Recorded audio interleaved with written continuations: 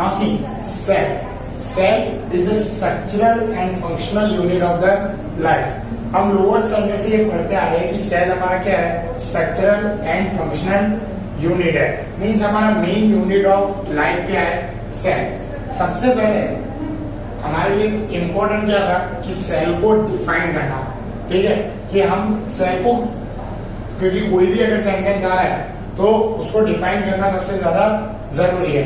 पहले सेल को डिफाइन करने से भी ज्यादा हमें ये जानना जरूरी है कि सेल है क्या, ठीक है। जैसे हमने लोअर स्टैंडर्ड में पढ़ा है कि cell is a structural and functional unit, या ये चैप्टर के नाम में हम देख रहे हैं कि क्या लिखा है, cell is a unit of life, कि वो एक यूनिट है लाइफ का। ऐसे में आपको एक एग्जांपल दो, सपोज एक घर है, ठीक है, it is a whole structure, okay. ये घर है, ये घर किससे बना हुआ होता है, ब्रिक से, ठीक है। ऐसी कई सारी ब्रिक्स आपको देखने को मिलेंगी,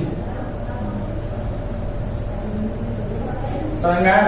मतलब brick is a structural unit of this house, only structural, functional नहीं, because it is an non living, ठीक है। यहाँ पर इसका कोई फंक्शन नहीं होगा क्योंकि it is an non living, non living, that's why it is an structural unit of this house. As it is human beings के अंदर भी,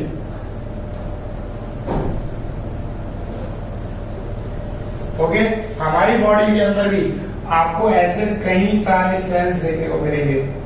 सो it is our structural and functional unit, ठीक है। These are the cells. जैसे इनके अंदर BRICS होती हैं, वैसे हमारे अंदर आपको क्या देखने को मिलेंगे, सेल्स देखने को मिलेंगे। So that's why cells is a structural and functional unit of the human. So any organism, living organism कोई भी हो, ठीक है, वेरिएशंस आते रहेंगे, वेरिएशंस आपको देखने को मिलेंगे, but it is a structural and functional unit of the life. कोई भी लिविंग ऑर्गेनिज्म, उसमें सबसे इंपॉर्टेंट आपको क्या देखने को मिलेंगे, सबसे इंपॉर्टेंट आपको सेल्स देखने को मिलेंगे, बिकॉज विदाउट सेल्स किसी भी लिविंग ऑर्गेनिज्म की लाइफ पॉसिबल नहीं है, वो जिंदा रह सकता नहीं है। So that's why cells, okay. So simply the structural and functional unit of the life is called cell, ठीक है। ये हमारा स्ट्रक्चरल एंड फंक्शनल यूनिट है, जिसे हम क्या कहेंगे, सेल कहेंगे। अब सेल के अंदर आपको कई सारे कैरेक्टरिस्टिक्स देखने को मिलेंगे, मतलब it is an characteristic organism, ठीक है, कि यहाँ पर आपको कई सारे कैरेक्टरिस्टिक्स देखने को मिलेंगे। अब कैरेक्टरिस्टिक्स इन द सेंस कैसे, सबसे पहले आपको पता है कि सेल दो टाइप के होते हैं, यूनिसेल्युलर एंड मल्टीसेल्युलर। नाम से क्लियर हो रहा है, यूनी मींस एक, मल्टी मींस कई सारे। अब देखिए कई सारे ऑर्गेनिज्म ऐसे होते हैं जिनके अंदर एक ही सेल सारे काम करता है, this is an cell, they can do all the functions, okay. अब सबसे पहले ये एक सेल जब होता है तब वो एक ऐसा होता है, इंडिपेंडेंट होता है, मतलब free living, okay, it is an independent, okay, कि जो भी उसे करना है वो अपने अंदर उस प्रोसेस को कर सकता है। और क्या करता है, परफॉर्म करता है, कौन से functions, essential function, essential functions को, ठीक है, कि वो एसेंशियल फंक्शंस को हमारे अंदर परफॉर्म करता है, किसी के अंदर, ठीक है, उनके अंदर आपको ये परफॉर्म करते हुए देखने को मिलेगा। अब हम यहाँ पर इतना सब कुछ सेल के बारे में डिस्कस कर रहे हैं, तो how does a cell form, मतलब किसी ने तो पहले देखा होगा ना कि सेल ये है, ठीक है। यहाँ जैसे आपने कई सारी लैंग्वेजेस में सेल के बारे में सुना होगा, आपने लोअर स्टैंडर्ड में पढ़ा होगा, ठीक है, आपने लोअर स्टैंडर्ड्स में पढ़ा होगा। So what is the meaning of the particularly cells, यह सेल को पहली बार किसने देखा, तो आपने लोअर स्टैंडर्ड में पढ़ा था, किसने देखा था सबसे पहले सेल को, रॉबर्ट कुक, ठीक है, उन्होंने सबसे पहले सेल्स देखे थे। किसमें देखे थे, क्रूक ऑफ ट्री में। मतलब इसके जो सेल्स हैं वो सारे कैसे थे, डेड सेल्स है, ध्यान से सुनना, रॉबर्ट हुक ने जो पहली बार सेल्स देखे थे वो सारे कैसे सेल्स थे, डेड सेल्स थे। मतलब उनके अंदर सिर्फ क्या देखने को मिला था, सेल मेम्ब्रेन या प्लाज्मा मेम्ब्रेन जिसे आप कह सकते हो। ओके, क्योंकि डेड सेल्स के अंदर सिर्फ वही एक्टिव होते हैं। Okay, so Robert Hooke is the first scientist जिन्होंने 1665 में पहली बार सेल को देखा था, नो डाउट, पर उन्होंने जो सेल्स देखे थे वो सारे कैसे थे, आपको डेड सेल्स देखने को मिलेंगे। Then after scientist name Leeuwenhoek, ठीक है, it is the first scientist जिन्होंने पहली बार लिविंग सेल्स को देखा। ओके, ये चीज बहुत ज्यादा याद रखना, लिवन हुक द फर्स्ट साइंटिस्ट जिसने पहली बार लिविंग सेल्स को देखा था। ठीक है, इट इज ट्रू कि रॉबर्ट हुक ने सेल देखे थे, पर वो सारे सेल्स कैसे थे, डेड सेल्स आपको देखने को मिल रहे थे। ल्यू वैन हुक ने पहली बार आपको लिविंग सेल्स देखने को उनके में मिलेंगे, मीन्स उन्होंने सबसे पहली बार आपको लिविंग सेल्स उन्होंने दिखाए थे। Then after scientist name Robert Brown, okay, इन्होंने सबसे पहली बार सेल के अंदर क्या देखा था, न्यूक्लियस। ठीक है, इसके बारे में हम आगे डीपली डिस्कस करेंगे, बट सिर्फ साइंटिस्ट का नेम याद रखना, Robert brown is the first scientist जिन्होंने क्या देखा था, सबसे पहले न्यूक्लियस को सेल के अंदर देखा था। सो ये तो हो गई चलो सेल की थियरी की, चलो सेल ऐसे बना जिससे पहले देखा।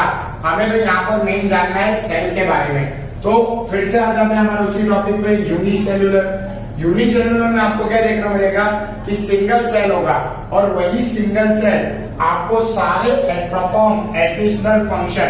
देखो यहाँ पर मैंने जो किया है वो सिर्फ यूनिसेल्यूलर के लिए किया है, मींस यूनिसेल्यूलर के अंदर ही ये सेल इंडिपेंडेंट होता है। मल्टी सेल्यूलर में तो क्या हो जाता है, सेल से टिश्यू बन जाते हैं, टिश्यू से ऑर्गन्स, और ऑर्गन से ऑर्गन सिस्टम। आप ये भी जानते हो कि हर एक ऑर्गेनिज्म के अलग अलग देखने को मिलेगा, कोई सेल्यूलर लेवल का होगा तो कोई टिश्यू लेवल का होगा, कोई ऑर्गन तो कोई ऑर्गन सिस्टम। हम ऑर्गन सिस्टम वाले हैं, ठीक है। इसके बारे में हमने चैप्टर नंबर 4 एनिमल किंगडम में बहुत ज्यादा डिस्कस किया था, तो वो उस चीज पे हम नहीं जाएंगे, पर हम सिर्फ यहाँ पर ये देखेंगे कि जो सेल लेवल वाले होते हैं ना, कि जिनके अंदर सेल ही सब कुछ होते हैं, तो वो सेल्स इंडिपेंडेंट होते हैं, क्योंकि यही सेल सारी प्रोसेसेस को परफॉर्म करेंगे, digestion, respiration, expiration, circulatory system, हमारे नर्वस सिस्टम को कंट्रोल करना, तो सब कुछ एक ही सेल से होगा। सो it is an independent, okay, and perform the all essential functions. ये अकेला ही सब कुछ परफॉर्म कर सकता है और सारे काम कर सकता है, बट मल्टी सेल्यूलर में ऐसा नहीं होता। मल्टी सेल्यूलर में यहाँ पर हर एक चीज अलग अलग आपको देखने को मिलेगी, हर एक ऑर्गन्स के अलग अलग फंक्शंस देखने को मिलेंगे। जैसे कि मैं आपको कहूँ डाइजेशन, तो डाइजेशन के लिए कि आपको क्या है, माउथ, ईसोफेगस, स्टमक, हाँ आपका ब्रेन ऑर्डर देता है कि उनको डाइजेशन करने के लिए, बट वो इनडायरेक्टली कंट्रोल करता है। डायरेक्टली कंट्रोल आपके डाइजेस्टिव सिस्टम के ऑर्गन्स का है। जहां पर स्टमक इन्वॉल्व है तो स्टमक किसी और प्रोसेस में इन्वॉल्व नहीं होगी, जैसे रेस्पिरेशन। सो वो आपको मल्टी सेल्यूलर ऑर्गेनिज्म के अंदर देखने को मिलेगा कि वो उनके अंदर इन्वॉल्व नहीं होते। हर एक सेल्स अपने अपने पर्टिकुलर फंक्शंस को परफॉर्म करता है और उसी पर्टिकुलर फंक्शन से आपको एक पूरा ऑर्गेनिज्म बनते हुए देखने को मिलेगा। सो it is N unicellular and multi cellular. अब यहाँ पर जो सेल होता है ना, उसका एक लिमिटेड स्ट्रक्चर होता है। सेल्स है लिमिटेड स्ट्रक्चर। Why limited? ये ज्यादा फैले हुए नहीं होते, ओके। जैसे आप ये सेल देख रहे हो, इसमें ये ज्यादा फैले हुए क्यों नहीं होते? क्योंकि इनकी लिमिट में आपको क्या देखने को मिल जाता है, प्लाज्मा मेम्ब्रेन, ठीक है, ओके। यहाँ पर आपको क्या दिख जाएगा, प्लाज्मा मेम्ब्रेन दिख जाएगा। अब प्लाज्मा मेम्ब्रेन को सेल मेम्ब्रेन भी कहते हैं, ठीक है। मतलब आउटर वॉल पे आपको सेल मेम्ब्रेन और प्लाज्मा मेम्ब्रेन दिखेगी, जो क्या करती है, इनको कंट्रोल करती है। मतलब सेल की अंदर की चीजों को बाहर जाने देती नहीं है। That's why cell have limited structure, कि उनका स्ट्रक्चर लिमिटेड होता है। बीच में यहाँ पर आपको न्यूक्लियस देखने को मिलेगा। न्यूक्लियस की वजह से भी आपको दो ऑर्गेनिज्म देखने को मिलते हैं, प्रोकैरियोटिक और यूकैरियोटिक। अब देखिए प्रोकैरियोटिक और eukaryotic, it is a nucleus. आप सब जानते हो nucleus is a very essential for the cell. अगर मैं आपकी लैंग्वेज में कहूं तो nucleus is a brain of the cell, क्योंकि सारे जो फंक्शंस है, सारा जो सिंथेसाइज है, सारी जो प्रोसेसिंग करनी है सेल के अंदर, वो सब कौन डिसाइड करता है? न्यूक्लियस डिसाइड करता है। So nucleus is a brain of the cell आपको देखने को मिलेगा। अब प्रोकैरियोटिक क्या होता है और यूकैरियोटिक क्या होता है? सबसे पहले देखिए, जो प्रोकैरियोटिक होता है उसका मीनिंग होता है प्राइमेटिव, मतलब प्राइमरी होते हैं इनके अंदर nucleus. And one more thing, इनके न्यूक्लियस के पास मेम्ब्रेन नहीं होती, मतलब कवरिंग नहीं होती न्यूक्लियस। कैरियोटिक मींस तो वही न्यूक्लियस, ओके। जैसे प्रो का मीनिंग होता है primitive, karyotic means nucleus, okay. So that's why ये आपको देखने को मिलेगा कि इनका न्यूक्लियस बहुत प्राइमरी होता है। अगर मैं आपको थोड़ा लोअर सेंटर के अकॉर्डिंग बताऊं तो इनके न्यूक्लियस में आपको न्यूक्लियस मेम्ब्रेन नहीं देखने को मिलेगी, ये साइड की कवरिंग आपको नहीं देखने को मिलेगी। और यूकैरियोटिक में वो आपको देखने को मिलेगा। यूकैरियोटिक वेल डेवलप्ड न्यूक्लियस आपको देखने को मिलेगा, मींस वेल डेवलप्ड। कैरियोटिक को मींस से न्यूक्लियस मींस इसमें आपको यहाँ पर वेल डेवलप्ड न्यूक्लियस देखने को मिलेगा। अब वेल डेवलप्ड न्यूक्लियस जब भी बात आती है तो हम अपने अंदर भी ले सकते हैं, क्योंकि हमारे न्यूक्लियस भी वेल डेवलप्ड है और हम भी किसमें आते हैं? यूकैरियोटिक ऑर्गेनिजम्स के अंदर हम आपको देखने को मिलेंगे। मतलब हमारे अंदर का न्यूक्लियस भी कैसा होता है?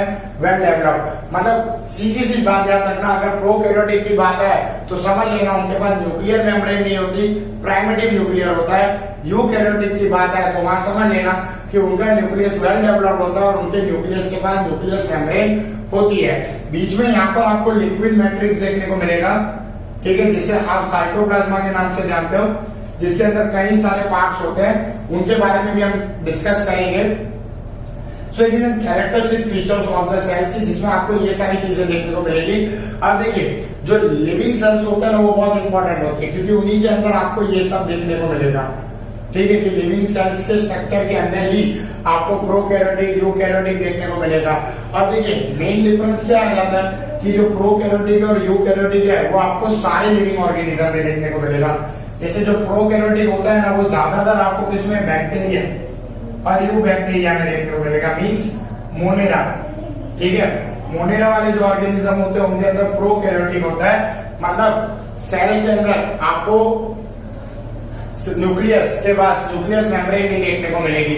और यूनिसेल्युलर और मल्टीसेल्युलर डिफरेंट होता है, ठीक है। आपको यूनिसेल्युलर और मल्टीसेल्युलर और प्रोकैरियोटिक और यूकैरियोटिक कैरेक्टर्स को मिक्सअप नहीं करना, ठीक है। ये दोनों अलग अलग है और अपने बेस पे है, ठीक है। मल्टीसेल्युलर प्रोकैरियोटिक भी हो सकता है, जरूरी नहीं कि मल्टीसेल्युलर है तो वो यूकैरियोटिक होगा या ऐसा कुछ होगा, no, it is a totally different thing जहां पर हम इनकी बात कर रहे हैं, okay. So it is all about the introduction, समझ लीजिए। इन्हीं चीजों को हम आगे लेके चैप्टर को समझेंगे कि जो कैरेक्टरिस्टिक्स ऑर्गेनिज्म है या जो सेल था वो कैसे देखने को मिलता है या कैसे वो हमारे अंदर फंक्शंस को परफॉर्म करता है, ओके।